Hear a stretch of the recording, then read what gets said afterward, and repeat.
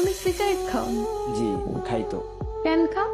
কেন খাই সেটা তো মুখে বলে প্রকাশ করতে পারবো না, তবে আমার একটা নির্ঘুম রাত যদি আপনার হাতে তুলে দিতে পারতাম তাহলে হয়তো আপনি বুঝতেন কেন আমি সিগারেট খাই।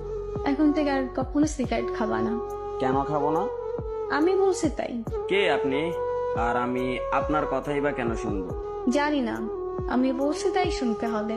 আপনি নিজেই তো নিজেকে ভালো করে জানেন না, আর আপনি আসতেন আমাকে শাসন করার জন্য। তুমি রাত যাবো? রাত জাগা পাখিরা রাত জাগবে, এটাই তো স্বাভাবিক। আজকে রাত থেকে ভালো ছেলের মতো তাড়াতাড়ি ঘুমিয়ে পড়বা। এই যে ম্যাডাম, 2-4টা ঘুমের ওষুধও আমাকে রাত জাগা থেকে বিরক্ত করতে পারে নাই, আর আপনার মুখের কথায় আমার রাত জাগা থেমে যাবে বললেই হলো। জি বললেই হবে। মুখের ওপর কথা বলবা, একদম মেরে সোজা বানিয়ে ফেলবো। আপনার কথা শুনে মনে হলো আমি একটা খেলার পুতুল, যেরকম নাচাবেন সেরকমই নাচবো। এত অবসর কেন তুমি? নিজেকে অগোছালো করে রাখতে ভালো লাগে তাই। নিজেকে গুছিয়ে রাখতে পারো না? যেখানে নিজের জীবনের প্রতি কোনো মায়া নেই সেখানে আর জীবনটা গুছিয়ে কি করবো? ও আচ্ছা, তুমি এত শুকনা কেন?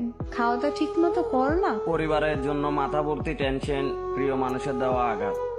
সকালের খানাটা ঘুমে ঘুমিয়ে চলে যায়, দুপুরের খানাটা বিকাল 5টায়, রাতের খানাটা রাত 3টায়।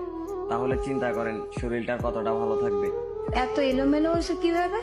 খেলার বয়সে পরিবারের দায়িত্বটা কাঁধে, আর আপনার মতো একটা মেয়ের জন্য নিজের জীবনটা উৎসর্গ করে। ও আচ্ছা, মানুষটা ভুল ছিল তাই ঠকে গেছো? আমি ঠকিনি, আমাকে ইচ্ছা করে ঠকানো হয়েছে। কিন্তু এরকম ভাবে জীবনে চলে না। কাল থেকে সকাল তাড়াতাড়ি উঠতে হয়, খাবার পরে দুপুরের নামাজ পড়া, বাসায় এসে গোসল করবা, দুপুরের খাবার খাবা, আর রাতের খাবার 10টার ভিতর খেয়ে নিবা। 12টা অব্দি আমার সাথে কথা বলবা, তারপর 1 মিনিটও জেগে থাকবা না, বুঝতে পারছো? নির্ঘুম রাত, অনিয়মে খাওয়া আর অগোছালো জীবন, সেটা হয়তো আমি আর কখনোই চেঞ্জ করতে পারবো না। এভাবেই হয়তো চলতে থাকবে আমার জীবন গাড়ির চাকা।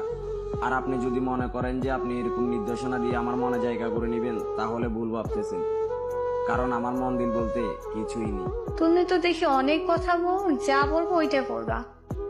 করবা মানে করবাই, না বললে মায়ের তো খাও নাই আমার হাতে, একদম সোজা করে ফেলবো। কাল থেকে আমার রুটিন শুরু তোমার লাইফে, মনে থাকো যেন। রুটিন শুরু করতে গিয়ে ব্লক লিস্টে পড়ে যান কিনা সেটা তো সঠিকভাবে বলতে পারতেছি না, কিন্তু ব্লক লিস্টে পড়ে গেলে সেটার জন্য আমি দায়ী নই। কিন্তু কোনো কিন্তু না, এখন বাই, যা বলছে মনে থাকো যেন। আল্লাহ হাফেজ। আমি নিজেকেই তো ভালো করে মনে রাখতে পারি না, আপনার কথাটা মনে থাকবে কিনা তা আমি জানি না। আচ্ছা ঠিক আছে ভাই, আল্লাহ হাফেজ।